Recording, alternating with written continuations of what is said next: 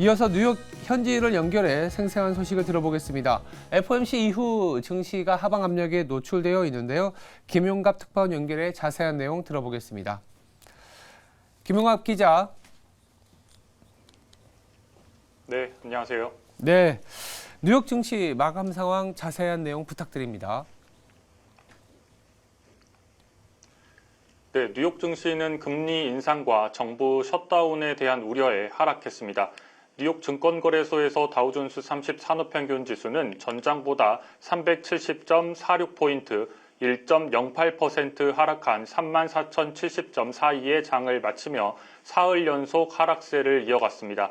S&P 500 지수는 전장보다 72.2포인트, 1.64% 하락한 4,330에, 기술주 중심의 나스닥 지수는 전장보다 245.14포인트, 1.82% 하락한 13,223.99의 장을 마감했습니다. 연준이 전날 금리를 더 오랫동안 더 높은 수준으로 유지할 계획을 밝히면서 국채 수익률이 올랐고 주식시장에는 악재로 작용했습니다. 연준의 매파적 동결의 영향으로 10년 만기 미 국채 수익률은 현재 4.492%로 0.145%포인트 상승했습니다. 이는 15년 만에 최고치입니다. 2년물 수익률은 5.19%를 기록했는데 이 또한 2007년 이후 최고 수준입니다.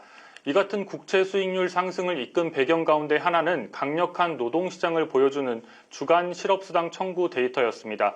미국의 신규 실업수당 청구 건수는 8개월 만에 가장 낮은 수준을 기록했습니다.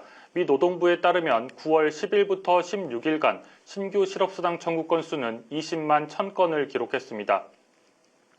이는 직전주와 비교하면 2만 건 감소한 수치입니다. 또 지난 1월 이후 8개월 만에 가장 낮은 수치이기도 합니다. 신규 실업수당 청구의 감소는 실업을 경험하고 있는 사람들이 줄었다는 의미이기 때문에 미국 경제가 좋아졌다는 것을 시사합니다. 신규 실업수당 청구 건수는 올해 들어서 증가 추세를 보이다가 최근 7월 이후 일부 하락 추세를 보이고 있습니다.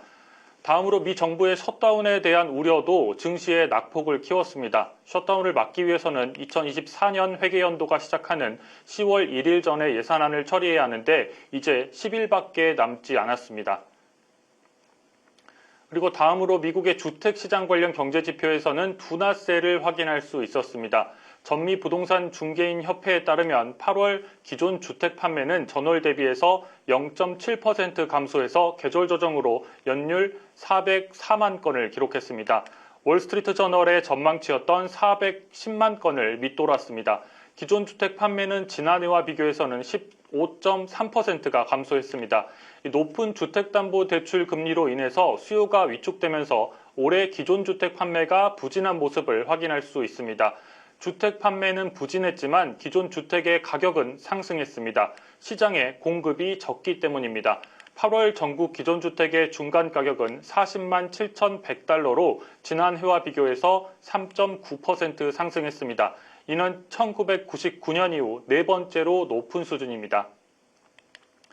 미국의 기존 주택 중간 가격은 3개월 연속해서 40만 달러를 웃돌고 있습니다. 전미 부동산 중개인 협회의 로렌스 윤 수석 이코노미스트는 판매가 부진하고 주택 구입자들도 어려움을 겪고 있다고 분석했습니다. 이 협회에 따르면 전국적으로 8월 말에 판매나 계약 중인 주택은 약 110만 건입니다. 전월과 비교하면 0.9% 줄었고 지난해와 비교하면 14.1%가 감소했습니다. 이는 1999년 이후 8월을 기준으로 가장 낮은 주택 재고 수준입니다. 이 같은 흐름을 전체적으로 정리해보면 시장의 기존 주택 판매는 감소했고 기존 주택의 가격은 상승했다는 겁니다. 지난달 7%를 넘어서 20년 만에 최고치까지 오른 모기지 금리와 가격 인상은 또 주택 구입 능력의 감소를 만들 수 있습니다. 추가적으로 향후의 지표는 더 악화될 수도 있는데요. 주택은 통상적으로 계약이 종료되기 한 달이나 두 달 전에 계약을 합니다. 즉 이번에 등장한 8월의 판매 데이터는 금리가 현재보다 더 낮았던 여름에 이루어진 구매 결정이 나타나고 있다는 의미입니다. 따라서 그 이후에 금리가 더 높아진 점을 감안하면 주택 판매는 더 둔화될 수 있습니다. 미국의 경기 선행지수도 발표가 됐습니다. 이날 발표된 미국의 경기 선행지수는 17개월 연속해서 하락하는 모습을 보였습니다. 미국의 경제 분석기관 컨퍼런스 보드는 8월 미국의 경기 선행지수가 전월 대비해서 0.4% 하락한 105.4를 기록했다고 밝혔습니다. 경기 선행지수는 경기 전환점과 경제가 단기간에 어느 방향으로 향하고 있는지를 알 수 있게 해주는 지표입니다. 경기 선행지수는 올해 2월부터 8월까지 총 6개월간 3.8%가 하락했습니다. 이 컨퍼런스 보드의 저스티나 수석 매니저는 선행지수는 신규 주문 부진, 기업 상황에 대한 소비자의 기대치 악화, 그리고 높은 이자율 등의 영향을 받아서 8월에도 부정적인 영향을 받았다며 8월 하락으로 이제 거의 1년 반 동안 하락했다고 말했습니다. 이어서 이는 내년에 경기 침체 가능성이 있다는 것을 나타낸다고 설명했습니다. 네, 연준의 기준금리 동결 이후에도 세계 주요 중앙은행들의 금리 결정이 이어지고 있습니다. 주국들의 금리 결정 소식도 전해주시죠. 네, 그렇습니다. 먼저 영국의 중앙은행인 잉글랜드 은행이 현지 시간으로 21일 열린 통화정책회의에서 기준금리를 동결했습니다. 영국의 기준금리는 이제 5.25%로 유지가 된 상황입니다. 영국은 인플레이션을 잡기 위해서 지난 2021년 12월부터 기준금리를 올리기 시작해서 긴축적인 모습을 보여왔습니다. 2021년 12월 첫 인상을 시작으로 14회 연속해서 금리 인상을 단행해 왔습니다.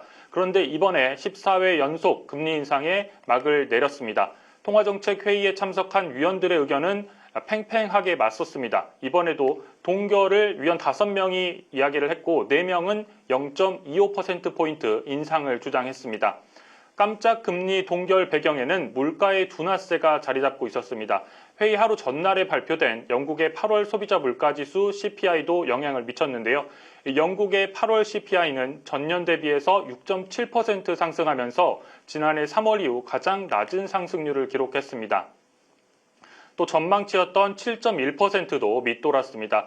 영국의 중앙은행은 성명서에서 경기 침체에 대한 우려도 나타냈습니다. 다음으로 한편 스위스 중앙은행인 스위스 국립은행도 이날 기준금리를 기존과 같은 1.75%로 동결했습니다. 지난해 6월부터 5차례 연속 금리 인상을 단행한 바 있는데 이를 멈췄습니다.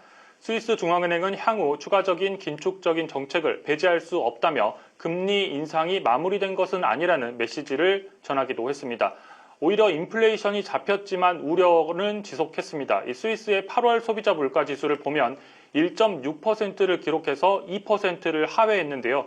미 연준이 2% 인플레이션을 달성하기 위해서 금리를 계속 올려왔던 점을 고려하면 스위스의 상황은 물가 안정 상황으로 보일 정도입니다.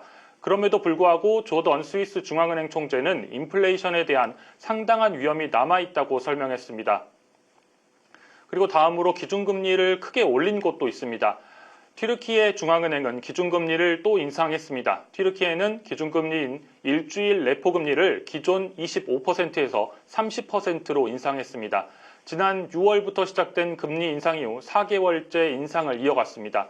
튀르키예의 8월 소비자 물가 상승률은 무려 59%에 달하고 있습니다. 올해 들어서 달러화 대비 리라화의 가치는 30% 넘게 하락하고 있는 상황입니다. 지금까지 뉴욕에서 매일경제TV 김용갑입니다.